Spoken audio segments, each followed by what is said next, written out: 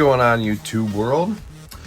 So I'm about to make a video I am excited to make. This is my most recent submission to CSG for card grading. And in this video I'm going to explain why I use CSG and when I use PSA. So another thing I like to do when I send out my submissions, I like to also write down what I think they're going to come back as. So one of the cards I sent in was a Jamar Chase numbered to 99. I think that should get a 10. Then there's a Jamar Chase pink mosaic camo. That should be a 9-ish to a 10, I'm guessing. Then I sent out a Bobby Witt Jr. Elements Bowman Platinum. I think that should be an 8, 9-ish. It had some not rough edges, but not nice, tight, clean edges. And then I got a few Jordans I sent out. I think them should all be right around an 8 to a 10. And then I got a Michael Vick I sent out. I figured that should be around a 9. A Nick Foles, that should be around a 9. Cunningham rookie, the first one I've sent out. I'm thinking it should be around a 7. 7, 8. I crossed out the 8 and went with a 7. Then I got the old Brock Purdy rookie in there. And I mean, it was packed fresh. Centering looked good. So I think that should be a 10. So without further ado, let's see how much cutting I got to do to get into this box here. So again, I like to use CSG. I think their rates are better. Their turnaround is much better. I don't even think, I think I sent this out. Yeah, this has probably been roughly 10 days. It took for them to get there, get graded, and get back to me. So it's been about 10 days. So again, turnaround is very good. And I've gotten a few from CSG, and I was happy with it. I was happy with the holder. I was happy with the labels, everything. So there they are, right there. And what we'll do is we'll just start at the back. Well, I guess I can get to the front. We'll start at the front and work our way back and see how we did.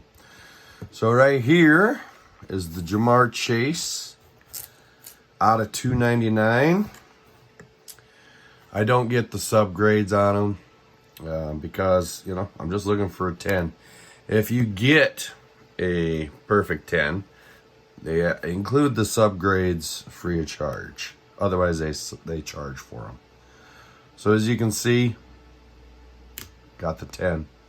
Very happy with that. Next card, Jamar Chase. Got a 9.5, and I think I had 9 to a 10, so that's pretty accurate. 9.5, pink camel. Pretty happy with that. Next one, Bobby Witt. Got an 8. Yep, and I got an 8-ish. And again, just along the edges, and then as you can tell, top to bottom centering is off a little bit. But I'm happy with it. I mean, that's for the PC. Kansas City. I live in Kansas City. So yeah, I like the old Bobby Witt. I like the excitement he brought to the Royals organization when he started. Michael Jordan Topps Gold came back as a 7.5. I got it as an 8. I'm all right with that. As you can see, there's just a little discoloring of the white. Centering top to bottom and left to right is off just a bit. 7.5. So overall, I mean, I'm happy with that.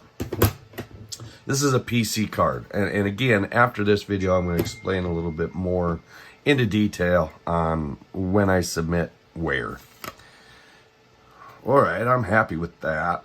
We got a 9 mint on that one. Very nice. I am happy with that for sure. For sure. 9 mint. Next one looks like another Michael Jordan, and that one came back as a 9 mint, and that's what I guessed it would come back as. Nice solid card. I'm okay with that. Next one we got Nick Foles. Nope, Mike Vick, sorry. Mike Vick. On the select. I apologize for the binging in the background. We've got some work stuff going on. And now that I look at it, there's a slight little ding right there. So other than that, solid card, of course, in the Eagles green. But I'm happy with that grade. Again, it's a PC card. Not necessarily too worried about grades when it comes to my PC collection. Yeah, I want them to be as good as possible. But here's Nick Foles. Came back as an 8.5. And there was a little bit of rough, I don't know what you want to say, a rough finish along that top edge. It's not chipping. It's just not clean and straight. And it came back as an 8.5. I thought it might come back as a 9, but it's only half a grade. I'm all right with that. And then we got Randall Cunningham. This is the first one I sent out, and the first thing you'll notice, there's a big smudge, big printer smudge right there. And I figured that was going to ding it pretty good. I didn't think it was going to ding it that much. Came back as a 6.5. I had it as a 7, 8. So, I mean, I wasn't too far off on the low side. But overall, again, PC card, I am okay with it. Like I said, I've got 6 or 7 more I'll be sending out. And I do have one in there. I think it's going to come pretty close to a 10. And last but not least, the highlight. And we got a 10. The Brock Purdy Gem Mint 10. Very happy with that. Very happy. So I'm going to sit on this card for a while. I'm going to go ahead and say it now. There's a chance, I have a feeling, we could be looking at the next Tom Brady. The reason I say that, Bledsoe was leading the Patriots, got hurt, Brady came in, had a good team around him, and the rest is history. So, okay, so now I did pretty good on my guesses. Why do I use CSG? Why do I use PSA? All right, so if I'm sending in a card that I want to flip quickly, and what I mean by quickly is flip it for the maximum amount of money I can get out of it. I'm going to buy, a pack of cards. I open the cards. I pull the hot rookie. Usually I'm going to send it into PSA. It's going to take longer to get back than it would a CSG. However, hold on one second.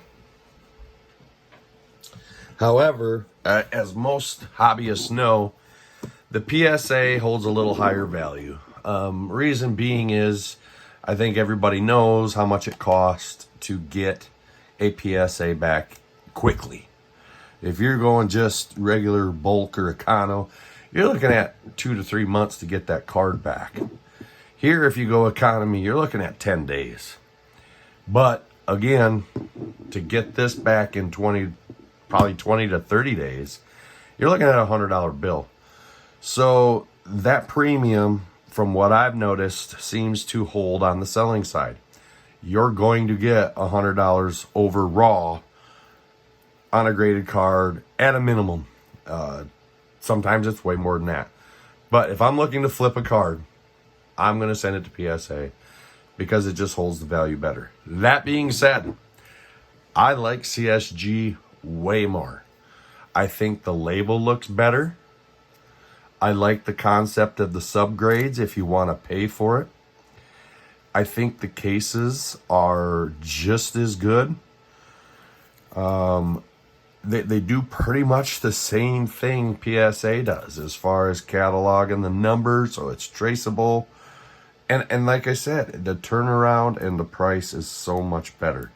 So when I'm sending out cards that, yeah, I might sell in the future, I'll go with CSG. Cards that I want to sell right away, I will send into PSA.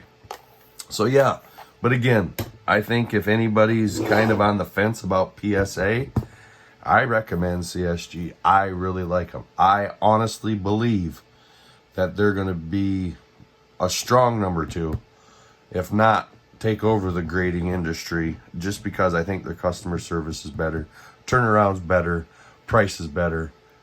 The list goes on and on and on. I think their grading is stricter. I think PSA gets a little sloppy sometimes. I've seen PSA 10s that are not 10s. On the flip side of the token, I've seen PSA 8s that should be 10s. So I think they get sloppy. I don't think they have as much care as CSG does. I think CSG is still new and up and coming. They're trying to make a good name for themselves. So that's why I like them. So anybody who watches this video, feel free to comment your opinions, your thoughts, agree or disagree. And like I said, comment below.